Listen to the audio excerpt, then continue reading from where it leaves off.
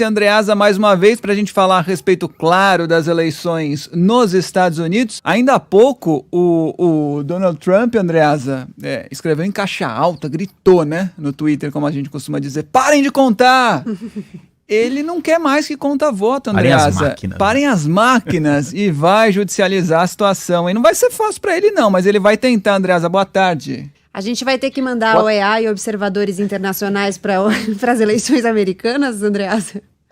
Não sei, acho que não será preciso, Gabi. Boa tarde a todos. Porém, é bom deixar claro aqui que se parar a contagem agora, ele perde, né? Então, é verdade. A melhor opção sempre é contar até o final.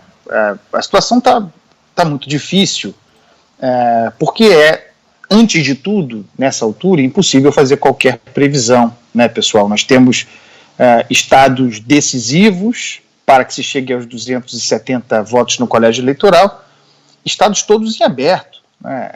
Houve uma precipitação, a meu ver, à luz, claro, à luz da captação do vento favorável ao Biden, mas me parece uma precipitação em declarar a vitória dele no Arizona, por exemplo. Não está dado. A vantagem de Biden não é tão grande assim, ainda há muitos votos a serem computados, mesmo que nós saibamos que esses votos vêm de condados, de regiões do estado supostamente ou historicamente favoráveis aos democratas. Mesmo assim não dá para cravar. Esse era o estado com o qual se conta para que Biden dependa exclusivamente do estado de Nevada, dos 6 votos de Nevada, para bater nos 270. Mas não dá para contar com Arizona e não dá para contar com Nevada também. Andou muito pouco hoje a contagem. O Biden ampliou um pouco a vantagem sobre Trump, foi para casa dos 12 mil, eram 8 mil. 8 mil votos, 12 mil votos de diferença, ainda que falte pouco para o término da apuração no estado de Nevada, está aberto. O raciocínio é o mesmo, sim, há esperança dos democratas na vitória de Biden, porque os votos faltantes viriam de regiões historicamente democratas. Trump tem razão para ter esperanças em reverter esses 2 estados. Da mesma forma que Biden tem razão em achar que pode sim reverter a situação na Geórgia. Até ontem era dado como certo o estado para Donald Trump, mas a cada novo avanço da apuração a diferença diminui. A equipe de Biden acredita que ele possa reverter a Geórgia, acredita que Biden possa mesmo reverter a situação na Pensilvânia.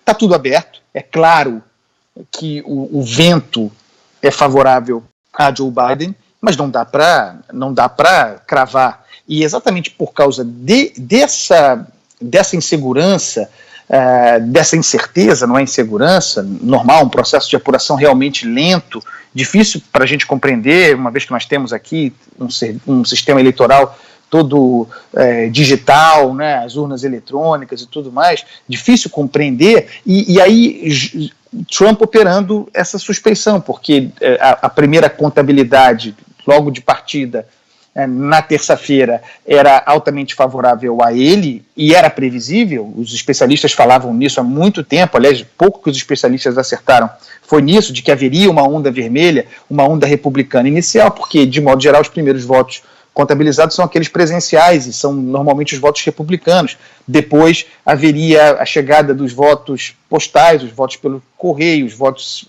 majoritariamente democrata, e a coisa se equilibraria. Tudo isso era previsível, é o que está acontecendo, mas a onda vermelha inicial e a conversinha, né, a teoria da conspiração de que durante a madrugada houve fraudes e aí amanheceu o dia, como se não tivesse ninguém acompanhando, como se não houvesse fiscal, como se não fosse a democracia americana. No outro dia abriram-se as urnas e a virada estava dada, Biden liderava o processo. Não é assim, mas sejamos bastante francos aqui, pessoal. Donald Trump preparou isso ao longo de muitos meses, publicamente. Ele identificou que a sua possível derrota viria da questão postal. Não é uma novidade nos Estados Unidos poder votar pelo correio, mas em função da pandemia, esse serviço teria de ser ampliado, inclusive em estados onde não havia essa prática. Estava dado e projetado que o que era antes um voto marginal seria decisivo. Muita gente optaria por segurança em função da pandemia em votar pelo correio, e ali estava dada a desculpa para sair acusando fraude, antecipando fraude. Todo esse processo que nós estamos vivendo agora, gravíssimo, de Donald Trump apontar fraude num processo eleitoral ainda em curso, com a apuração ainda em curso, já estabelecendo a judicialização do processo, tudo isso estava dado. Há um precedente de 2000, é o mais conhecido, um precedente que foi estabelecido gravemente pelos democratas quando contestaram a vitória de Bush em 2000. A campanha de Al Gore naquela ocasião entrou na justiça. Houve o caso do estado da Flórida, em que Bush venceu por pouco mais de 500 votos. Naquela ocasião a Flórida era governada pelo irmão. Isso, e naquela ocasião, Coutinho, a Flórida era governada pelo Jeff Bush, irmão do presidente então eleito, George W. Bush. Houve a judicialização, a questão chegou à Suprema Corte. A primeira ação sempre é estadual, porque como nós falamos aqui ontem e anteontem, a federação, os estados é que controlam o serviço eleitoral, a justiça eleitoral. Então a primeira ação obrigatoriamente é estadual, isso começa nos estados, quer dizer, você contesta, Trump já está fazendo isso, já anunciou que vai fazer, contesta o processo eleitoral nos estados, mas a tendência de chegar na Suprema Corte é muito grande, porque basta você apontar que no estado se quebrou alguma lei federal no processo eleitoral, e aí você chega à Suprema Corte. Em 2000 isso aconteceu, foi péssimo para a democracia americana por uma simples razão. Aqui no Brasil a gente está acostumado a ver isso toda hora, tristemente. Nos Estados Unidos não se sabe nem quem são os juízes, você não conhece quem são essas figuras.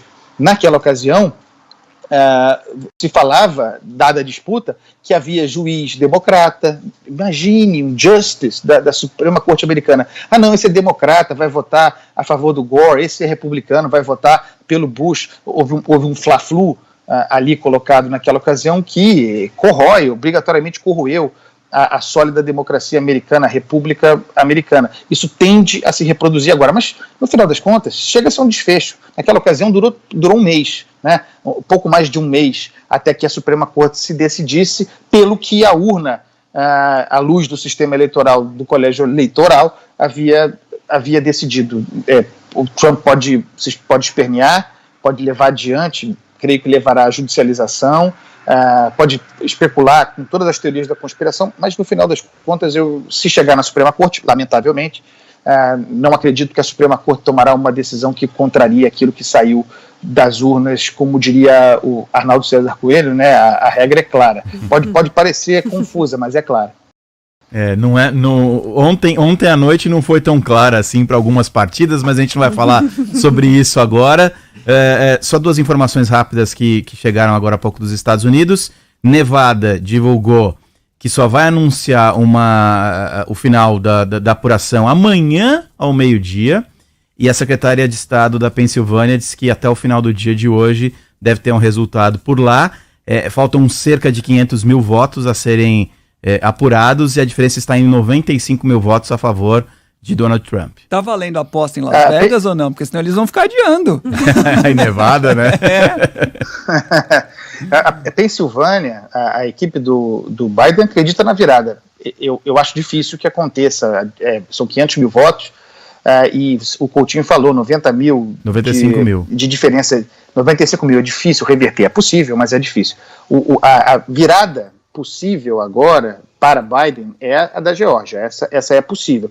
Menos votos a serem computados, mas uma diferença menor também. Então, acompanhar a Geórgia, Nevada, quem sabe algum dia, nevando aqui no Rio de Janeiro, chegue ao fim a apuração no estado de Nevada, e, claro, o Arizona, né, que estava dado para o Biden precipitadamente. Vamos ver se vai ser assim mesmo. Vamos ver se o vento se confirma, pessoal.